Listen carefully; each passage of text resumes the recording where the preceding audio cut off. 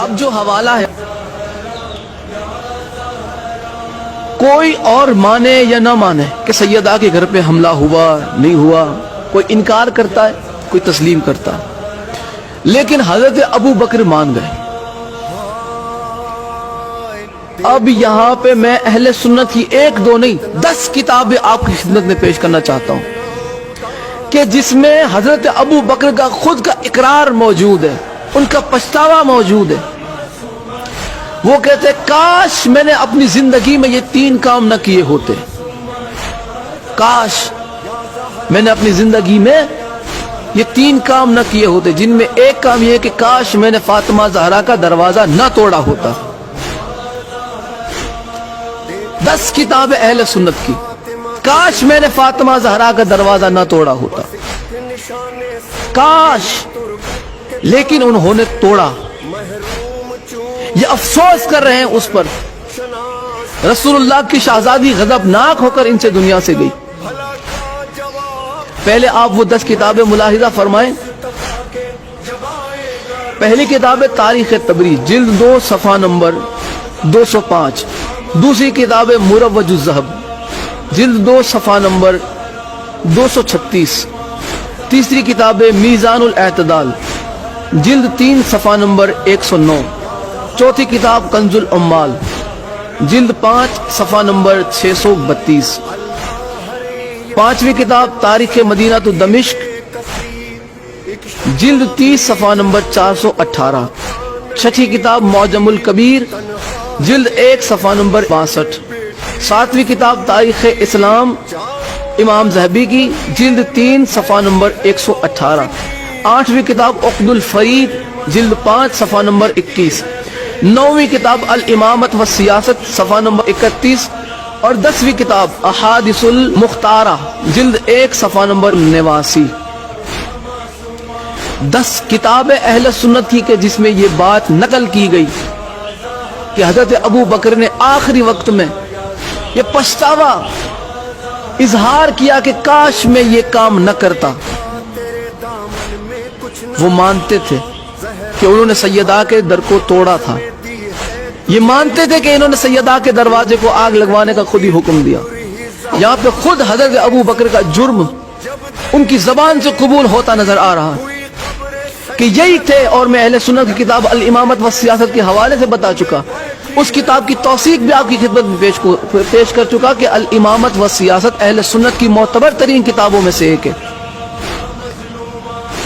اب ہمارا کسی کو منوانے کا کوئی شوق نہیں کہ تم مان جاؤ، تمہیں تمہاری اماں کی قسم، تمہارے عقیدے کی قسم، نہیں مانتے، نہ مانو۔ تم کون سی ہماری قبر میں آؤ گے یا ہم کون سی تمہاری قبر میں آنے والے؟ ہماری قبر میں بھی اہل بیت آنے والے ہیں، آپ کی قبر میں بھی اہل بیت آنے والے۔ آپ وہ اعمال جمع کیجئے کہ جس کے عوض آپ اہل بیت کی بارگاہ میں منہ دکھا سکے۔ ہم وہ کر رہے ہیں کہ جس کی وجہ سے ہم اہل بیت کی بارگاہ میں منہ دکھا پائیں۔ اہل بیت کا حق جھٹلا کے تم بارگاہ رسول خدا میں کھڑے رہ پاؤ گے؟ کس منہ سے کھڑے رہو گے رسول اللہ کی بارگاہ میں؟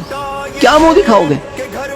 ہمیں آپ کا تو نہیں پتا، ہمیں ہماری آخرت کی فکر ہے، اور ہم جانتے ہیں کہ آخرت میں جس کا دبدبا ہے، ہم جانتے ہیں کہ آخرت میں شفاعت جن سے ملنی ہے وہ صرف اور صرف ذات محمد اور اہل بیت محمد ہے۔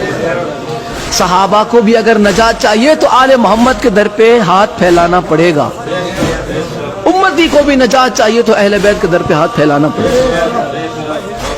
اہل بیت کی حقانیت کو جھٹلا کے تم کون سے امتی رہ جاتے ہو؟ پھر تم میں اور یزید میں فرق کیا رہ جاتا ہے؟ تم میں اور ابو سفیان کے کردار میں فرق رہ کیا جاتا ہے؟ کیسے ہو تم مسلمان؟ سرکار عمران کو کافر کہہ کے ایسے سینہ چوڑا کر کے چلتے ہو۔ تم میں اور معاویہ میں فرق کیا ہے؟ تم میں اور ابو سفیان میں فرق کیا ہے؟ تمہارے اسلام سے اسلام کو فائدہ کیا ہوا؟ تمہارے مسلمان ہونے سے اسلام کو فائدہ کیا ہوا جبکہ تم سرکار عمران کو کافر مانتے ہو؟ کون سا فائدہ پہنچاتے ہو تم اسلام کو؟ ایسے مسلمانوں سے اسلام کے کھلم کھلے دشمن اچھے ہیں۔ یہ آستین کے سانپ ہے۔ جس طرح اس زمانے میں اس دور میں آستین کے سانپ ہے، ویسے ہی اس دور میں بھی آستین کے سانپ تھے۔